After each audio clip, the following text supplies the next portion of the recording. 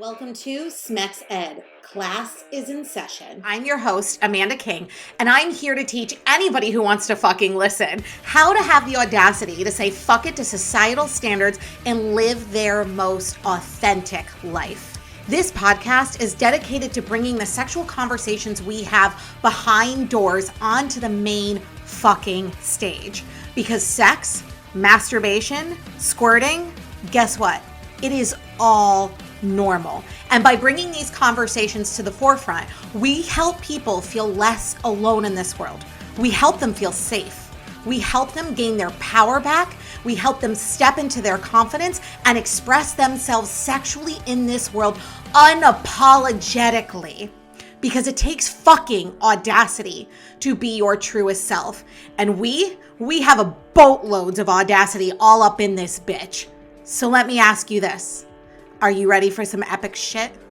So let's discuss BDSM. I'm going to start this off by saying that I am not an expert in all kinks and or specifically BDSM, but I do have a base knowledge. And so let's dive into this question. Number one, it's great when you are exploring any new kink to take it very slowly. Number two, recognize that each person's comfort level is different. What I mean by this is some people may take to kinks a little bit faster than other people. So if your partner is taking a little bit of a time, like a longer time to warm up to a kink than you are, it's about being supportive and asking them, how can I help you feel more comfortable with this kink? I would have a follow-up question to this saying, have you and your partner sat down and set clear boundaries before exploring this kink? Because you absolutely should explore your hard and soft limits when it comes to BDSM and the dom-sub relationship. So what are the things that are absolutely like you cannot do? What are the things that they can do, but they kind of have to check in with you? And what are the things that are allowed? This is ridiculously important when exploring any new kink, but if you have already had that discussion and your partner's still taking a little bit longer to warm up, it's about empowering them through the right decisions that they make during the act. So if you are exploring this dynamic and they do something right that feels really good to you, or you want them to continue to do that, then that's when you speak up, even in a submissive role, and saying, yes, I love that. Or if you are taking and embodying the submissive role to the fullest, where it's like you only talk when they say to talk, it's something to have. It's a conversation to have afterwards. Like aftercare is really big in BDSM. This is the conversation you have during aftercare of, I really liked when you did this. I would like you to do more. Communication is key. And so if your partner is being a little nervous, fully stepping into this dom role of theirs, give them time, but also encourage them the entire way and let them know the entire time, hey, I'm really comfortable with this. Constantly reassure them that you are okay. Because when you are getting into that dominant role, and especially with a submissive that you have feelings for and you care about, there are times where they may get nervous that they're overstepping or being overbearing, or just nervous about control and touch of your body. So letting them know and constantly reassuring them, I am safe with you. You are safe. We are safe in this container. I really enjoy that you are doing this. I love what you're doing. Constant validation and whatever word I was just using that now has escaped my fucking brain. Now, when it comes to praise kinks and words to praise that person in the bedroom, that's all individual preference. So if I were you and I wanted to be praised more in the bedroom, I would figure out what key terms do it for me. So a common one that they are referring to is good girl. You see this in fucking everything. So if that gets your juices flowing, saying to your partner, I love when you call me good girl. Here's appropriate times to call me good. And don't be afraid to be specific. Like when we're exploring new things sexually, it is a vulnerable process. I recognize that. But the more specific you are, the better. So if you're sitting here and say, when you are penetrating me, please say, and like I'm taking it rough and I'm taking it well, say to me, good girl. even don't be afraid to tell them how you like it, right? How you like the word said. If it's in a deeper voice, if it's whispered in your ear, if it's while they smack your ass. Like, the more specific you are to your partner, the better. And I know that sounds counterintuitive or counterproductive sometimes when it comes to sex, because sex is supposed to be spontaneous and it's supposed to be just like fly off the cuff. Yes and no. Great sex can be fly off the cuff where two people are just kind of going in the moment. Great sex can also be two people who have had the conversations about what they like prior, and then they're in the act and everything is flowing and it feels good because they had the conversations of, this works for me, this doesn't work for me, I love when you do this, I don't love when you do that. That way you avoid any mishaps, any being pulled out of the moments. So when it comes to praise kinks, look at what words you want to be called, because there's more than just good girl. There's different ways that people like to be praised, and you may have your own. Like, my favorite thing, and this is like a compliment in general, but like, I love during sex if someone's like, I love the smell of you, I love the taste of you. Like, that is praise for me. That gets me off. So that's my kind of kink. So it's like looking at what words really do it for you. If you need help, my biggest piece of advice is go get adult like literature. And I'm not talking about porn. I'm talking about going and getting adult fantasy novels, adult romance novels that specifically have examples of these style kinks. So there's a book called Praise. We wrote about it in Smex Ed magazine. You can go to www.smexed.com. It's in like our April issue of last year. And the entire book is like a story about this woman who is obsessed with praise kinks. And so it gives you a shit ton of examples of different praise kinks to use and sexual scenarios where they are used. So you could even give that to your partner and be like, read this, highlight it, dog ear it, put post-it notes in there. This is what I want. So let's just do some quick praise kink examples. Obviously, good girl. Second one is, I love the way you feel. I love your body. Your body is perfect. I love the way I feel inside of you. You feel so good. You feel incredible.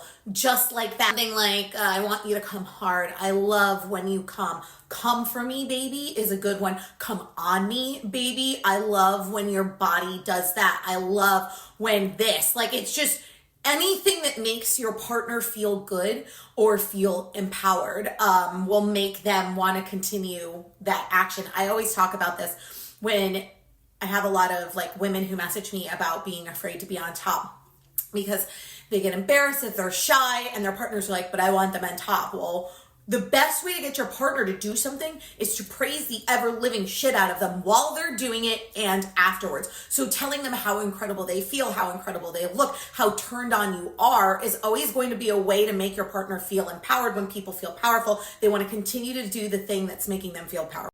So let's just do some quick praise kink examples. Obviously, good girl. Second one is, I love the way you feel. I love your body. Your body is perfect. I love the way I feel inside of you.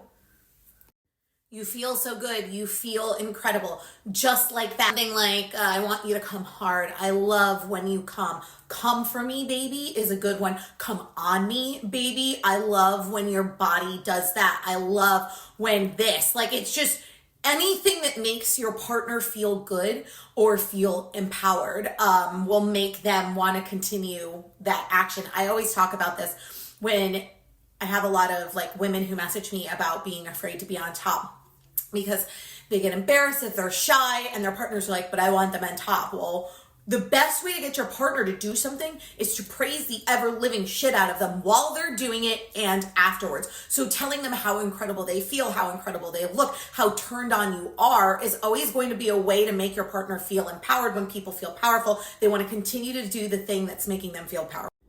Let's discuss having a loss of intimacy during a long-term relationship and or a marriage, because this is something that is so beyond normal. It's funny that I got messaged this week because I've had this conversation with like 5 married women in the last week of how hard it is to keep the spark alive in a long-term relationship. So first and foremost, it's completely normal if this is happening to you. Number 2, the best way to reignite it is to address the elephant in the room, which tends to be the scariest, most vulnerable thing you can do during this time. Because what ends up happening when there's a decrease of intimacy, there's typically a breakdown in communication and a breakdown of you two just feeling like you are together. So no one wants to say what's really going on. No one wants to bring it up because they don't want to upset the other partner. All of a sudden you guys feel like you're living in like a roommate situation rather than a marriage. So the first thing you have to do is have that conversation with your partner of like, hey, we're in a rut. That's what like the term I like to use, because it's not super heavy. It's like a rut is something you can move out of rather than like we're in the shits. It's like we're in this rut and I don't want to be in this rut anymore. I miss our intimacy. I miss the connection that we used to have, and life has gotten busy and we've both like had our part in it being not as good as it used to be. So what is something that we can start doing now to help increase our intimacy? So number one, have the conversation of like, we're in a rut. How do we get out of rut? Where are you both feeling unsupported in a relationship? Where are you both feeling taken granted of? Taking granted, that's not proper English, but you know what I'm saying. A lot of times we take for granted the person that we're with because we're with them for so long, it becomes habitual and we forget like how much they do for us. So sitting there and recognizing or saying, this is where I need support. This is where I feel like I'm being taken for granted. This is what I would like to do and where I feel I can improve in this relationship. Where do you think you can improve? Have that conversation. Next thing is start trying to connect intimately outside of the bedroom. The biggest, I don't want to say mistake, but a lot of times you try to jump so quickly into the bedroom, there's still that disconnection, right? Especially if you guys aren't feeling connected in general. Sex sometimes doesn't help that connection. It can make it feel pressured or awkward or any of that. And we don't want your first sexual experience, again, to be something that is any of those things. So focus on increasing intimacy outside of the bedroom. What does this look like? This looks like holding hands. That fucking simple. This looks like kissing each other and like deep kissing each other, not just little pecks on the cheek here and there, like actually taking time to like make out with your partner. Like I watched two people, was it last weekend or the weekend before, make out in a bar and they were going hardcore making out with each other. And I turned to my friend and I was like, that shit's great. Like, that's what you lose in a long-term relationship is you lose that like want and that desire. So it's like being able to reconnect by starting to reconnect intimately through making out, through kissing, through hand holding, through physical touch in any type of way, whether it's arms around each other, whether it's like when their partner is walking, putting your partner's hand on your back, or I love putting my hand on people's thighs, like right here. Because I feel like this is like a really intimate connection. And like my favorite thing is like if I put my hand down when someone puts their hand on top of mine, or if someone puts their hand on my thigh, I do that. That's my favorite. Like that's the way I feel like, ooh, that's intimacy. So focus on reconnecting intimately outside of the bedroom first.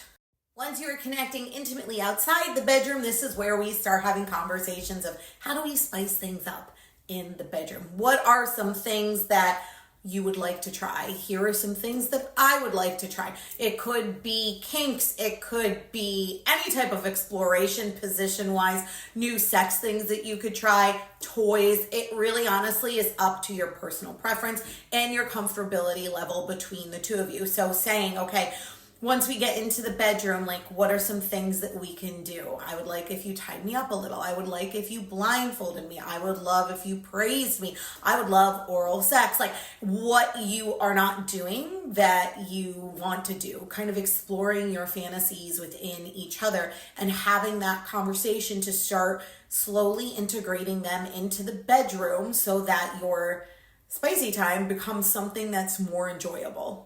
So I think I answered this one in like a huge, massive training the other day, but it's in my screenshots, so we're going to address this real quick. Can someone enjoy prostate play without a toy? Abso-freaking-lutely, and this is what you need to do. You use your fingers. The best thing to do is number one, make sure you are aroused before you go searching for the prostate. This is because as a penis owner becomes aroused, the prostate starts to swell, which makes it easier to find. Number two, decide if you want to explore it internally or externally, because you can do both. Externally is through the I can't even say it today. Perineum. And that is located between your ball sack and your anus. There's a patch of skin. It's right there. So what you want to do is you want to go behind the balls. You kind of want to push your fingers towards the anus. You're going to feel a little divot. That's where you're going to want to apply pressure to while you are pleasuring yourself, and that should stimulate the prostate externally without insertion.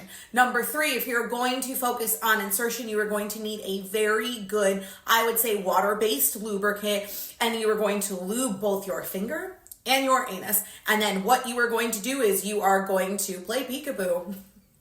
Like, let's just be real. You're going to take your finger, here's your anus, you're going to go a little bit at a time, pull it out, a little bit at a time, pull it out until you can fully insert the finger. Once your finger is inserted, you're going to feel around for the prostate. So people say that the prostate feels like a stone, a walnut, a pebble, so you're gonna feel for something that feels like that. And then what you're gonna do is you're gonna take your finger and you're just gonna doorbell it. That's the easiest one to do, which is just apply pressure, release. Apply pressure, release. You can also try to do like a come hither motion. You could try to windshield wiper it. You could try 1-2 fingers.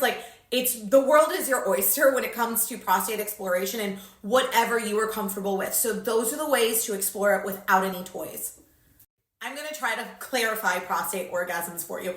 But before I jump into it, know that everybody is different. So the way we experience orgasms are different, and the way our body reacts to orgasms is different. So keeping that in mind, a prostate orgasm is we're going to do this, we're going to get through this, is when the prostate is stimulated. Now, can you ejaculate from a prostate orgasm? Yes. Can you not ejaculate from a prostate orgasm? Yes.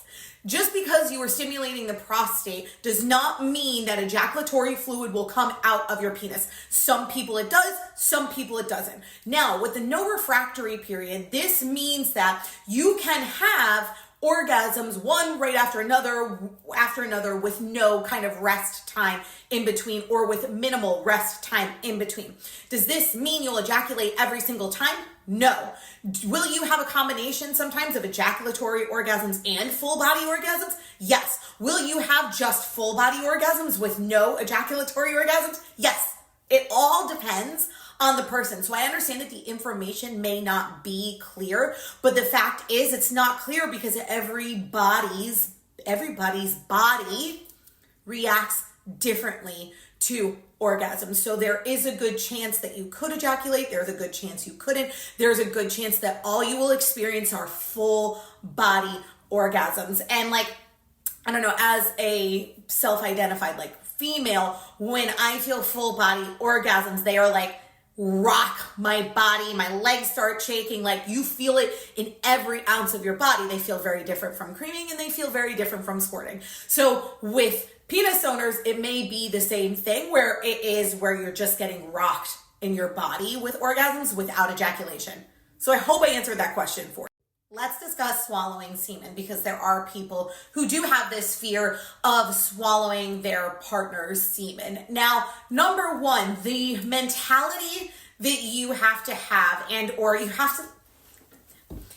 there is nothing to be embarrassed about if your partner comes in your mouth and it catches you by surprise and you gag and or spit it out. Listen, this is sex. Embarrassing shit is going to happen all of the time. Sex isn't meant to be perfect. It's meant to be experimental. And what happens when you are doing experiments?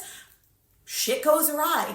Embarrassing, awkward moments happen. So what we need to focus on first is that sex isn't meant to be perfect, although when we see it in porn and on movies, it looks like this beautiful fucking carnal thing, which it is, but also it's full of really fucking awkward moments at times. So there's nothing to be embarrassed about in sex in general. And we're going to talk about this too, because I get a lot of vulva owners talking about queefing. If it happens, it happens. Just roll with it. Your body is going to make noises. Things are going to happen, and it's okay. It's normal, and there's nothing to be embarrassed about. So address that, number one, because if you happen to gag, it's okay.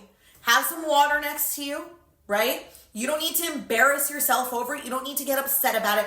It happens. You are swallowing I will say, foreign substance that your body is not used to. If you were taking a shot of tequila and that hit the back of your throat and it surprised you and you spit it up all over the bar, you would probably laugh about that shit, right? Especially if you were like a group of friends. I've done it before where you've taken a shot and it just won't go down. Like, that's kind of the mentality you have to have through this, is that, hey, it happens. Everyone's experienced it once or twice in their lifetime where they have taken their partner in and it's kind of hit the back of their mouth, or sometimes people have just been caught by surprise when it happens and they've spit it out or something. It's nothing to be embarrassed about. Second thing is, what does semen taste like? Let's have this conversation.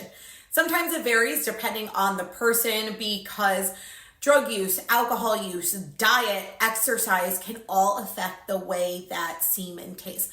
So typically semen will taste salty, sometimes, I don't want to say bitter, a little tangy, smells like bleach sometimes. Like, it's different per person. If your partner does have, I was going to say spunky or funky spunk, this is a discussion with them of like, hey, let's make some adjustments to your overall lifestyle, because the better the lifestyle, the better you taste. That goes for anybody in general. I wouldn't say it's a displeasant taste. I wouldn't say it's a taste like chocolate, right? Like, let's just be real here. It is a peculiar taste that if you mentally get your mind ready for it and you know it's going to happen, then you can just be prepared for it. Third thing is, have your partner cue you when it's about to happen so that you're not taken by surprise. Typically, they know it's coming, no pun intended. So having them say to you, I'm about to come, here it comes, something along those lines will prepare you and your mouth for it. Now, if they are about to come and you're afraid it's going to shoot back into your throat, try taking your mouth off of it a little. Obviously, don't take your mouth fully off of it, because then it will shoot you don't know where. Which, if that happens, guess what happens to fucking everyone? It's okay. So what you want to do is you want to, if you're deep throating them, at least come halfway up, if not 3/4 of the way up, so that it's hitting more in your mouth and getting to the back of your throat. Fourth thing to, prepare to put your mind at ease is have some type of paper towels next to you, a bottle of water or something, so that if you are kind of startled by the taste or it's unappealing, you can swallow it quickly and or spit it out. If there's a trash can next to you, chug some water, some, Gatorade or something that can help alleviate the taste from your mouth. Fifth thing, if something goes awry, we go back to the first thing, which is all sexual acts sometimes are awkward. Laugh it off. Nothing to be embarrassed about. It happens to everyone. You will be better the next time. I think that people don't recognize that any type of sexual act is a fucking sport. It takes patience and practice to try new things. So if you're trying something new and it doesn't work out the first time, don't give up, right? Try again until you get better at it. So it may take a few times of your partner going in your mouth for you to just get used to the feeling and the sensation and the taste, and to make it easier to go down each time. You don't need to beat yourself up if the first couple times it doesn't work the way you want it to. Be patient, you'll get. Fourth thing to, prepare to put your mind at ease is have some type of paper towels next to you, a bottle of water or something, so that if you are kind of startled by the taste or it's unappealing, you can swallow it quickly and or spit it out. If there's a trash can next to you, chug some water, some, Gatorade or something that can help alleviate the taste from your mouth. Fifth thing, if something goes awry, we go back to the first thing, which is all sexual acts sometimes are awkward. Laugh it off. Nothing to be embarrassed about. It happens to everyone. You will be better the next time. I think that people don't recognize that any type of sexual act is a fucking sport. It takes patience and practice to try new things. So if you're trying something new and it doesn't work out the first time, don't give up, right? Try again until you get better at it. So it may take a few times of your partner going in your mouth for you to just get used to the feeling and the sensation and the taste, and to make it easier to go down each time. You don't need to beat yourself up if the first couple times it doesn't work the way you want it to. Be patient, you'll get. And that is all for today, folks. If you have any additional questions, feel free to snap me, DM me, whatever it is. I will try my hardest to get to them. I am but one person, and I get so many questions on so many platforms. It's fucking ridiculous. It is insane. But I will try to at least jump on and do these Q&As once in a while so that you all have your questions answered to the best of my ability. And just as always, thank you for trusting me with these questions and feeling like this is a safe space enough for you to have the ability to ask these questions. And always know that if you do ask these questions, I never, ever share your identity ever. Your autonomy, I think that's the right word, is unbelievably fucking important to me because I know how sensitive this is. So don't be afraid to DM me. If I ever screenshot your DM, I will crop your name out of it, your email out of it if you submit it. Like, I will never share your identity. I want this to continue to be a safe space where people can. Thank you so much for listening to Smex Ed with Amanda. And some parting words for you today. Remember this: no matter how hard society pushes you down, no matter how many times you fall, as long as you get the fuck back up, they can never stop you. You are unfuckable with. You will win. Don't allow this world to dictate how you show up in it. Don't allow society to make you bend the knee. Instead, make them bend theirs. And don't forget, if you like what you heard, go on to iTunes and Spotify and leave your girl a review. Until next time, my beautiful people.